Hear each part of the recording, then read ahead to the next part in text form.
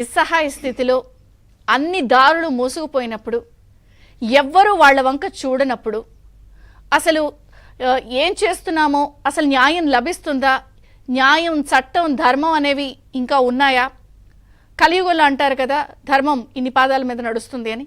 మరి నిజంగా ఇటువంటి పరిస్థితుల్లో అత్యంత దీన నిస్సహాయ స్థితిలో ఎవరైనా సరే తమకు న్యాయం చేయాలి అని అవతల వాళ్ళని అర్థించాలి అనుకున్నప్పుడు కొంగు చాచి అడుగుతున్నాము, ఆడబిడ్డలము, మమ్మల్ని దయ చూపించండి అని అడుగుతారు.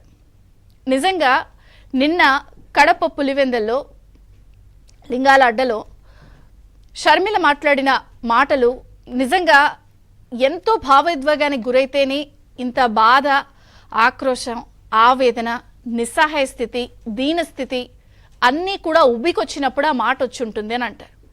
షర్మిల నిన్న తన బస్సు యాత్రలో కొంగు చాచి అడుగుతున్నా, మీ ఆడబిడ్డలం అడుగుతున్నాం, మీ రాజశేఖర్ బిడ్డ అడుగుతోంది, మీ వివేకానంద రెడ్డి బిడ్డ అడుగుతోంది.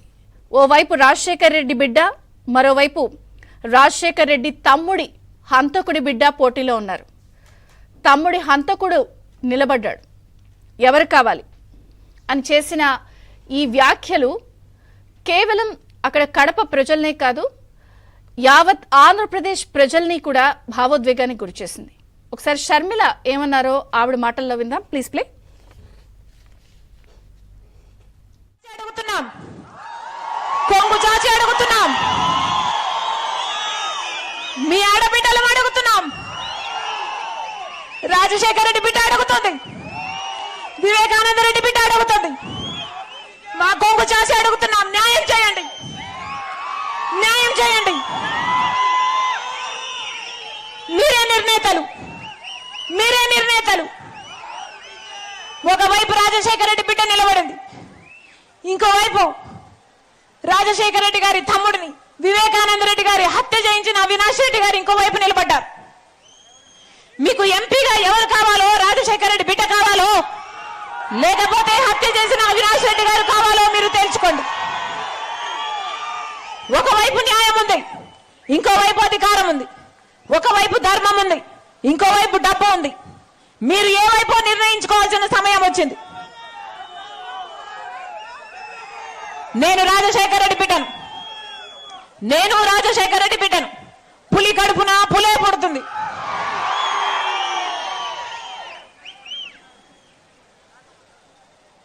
పులి కడుపున పులే పుడుతుంది. ఈ రాజశేఖర రెడ్డి బిడ్డ ఎవ్వరికి భయపడేది కాదు, అలాగే అన్యాయం జరుగుతుంటే సహించేది కూడా కాదు. ఇక్కడ అన్యాయం జరుగుతుంది కాబట్టి ఒక హంతకుడిని మళ్ళీ గెలిపించకుండా, ఒక హంతకుడు మళ్ళీ చట్టసభలకు వెళ్ళకూడదని ఈ రోజు రాజశేఖర రెడ్డి బిడ్డ ఈ నిర్ణయం తీసుకొని ఇక్కడ నిలబడింది. మీ రాజశేఖర రెడ్డి బిడ్డను గెలిపిస్తారో ఓడిస్తారో మీరే నిర్ణేతలు.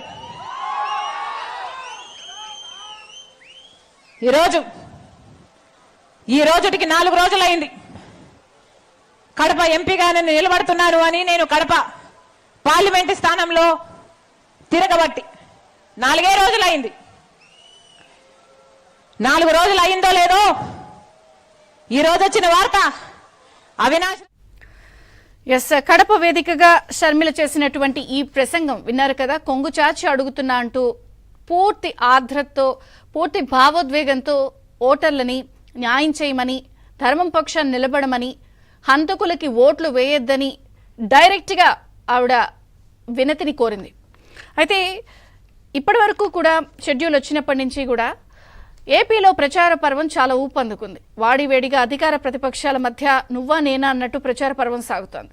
కానీ నిజంగా ఆ ప్రసంగాలు, ఆ ప్రచార పర్వం ఒక ఎత్తైతే, షర్మిల కడప వేదికగా చేస్తున్నటువంటి ఈ ప్రచారం నిజంగా భూకంపం సృష్టిస్తోంది అధికార పార్టీలు, జగన్ వర్గీయులు, కేడర్లు.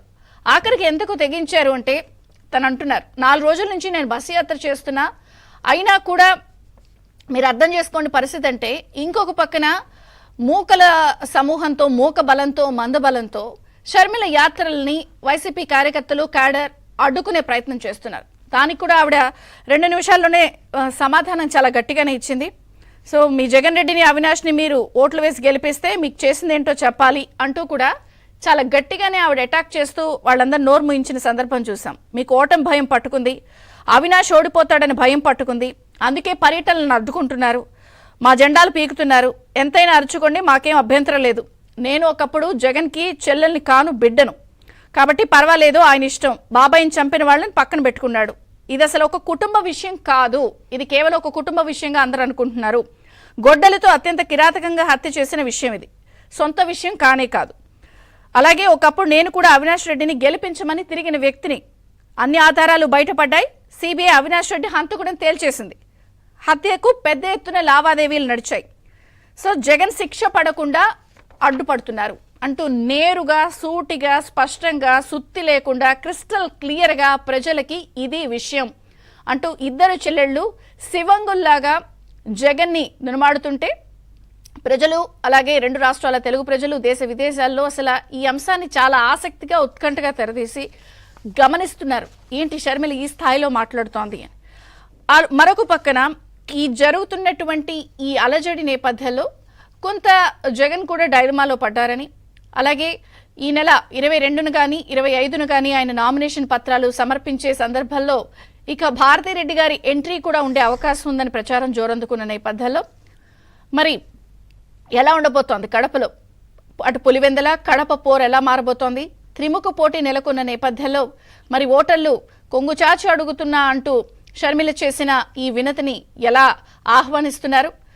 ఎందుకు జగన్ గారు అలాగే ఆయన కార్యకర్తలు, క్యాడర్లో భయం పట్టుకుంది? ఎందుకు అలజడి, ఉద్రిక్తతలు సృష్టించే ప్రయత్నం చేస్తున్నారు? ఒక రకంగా చెల్లి కొంగు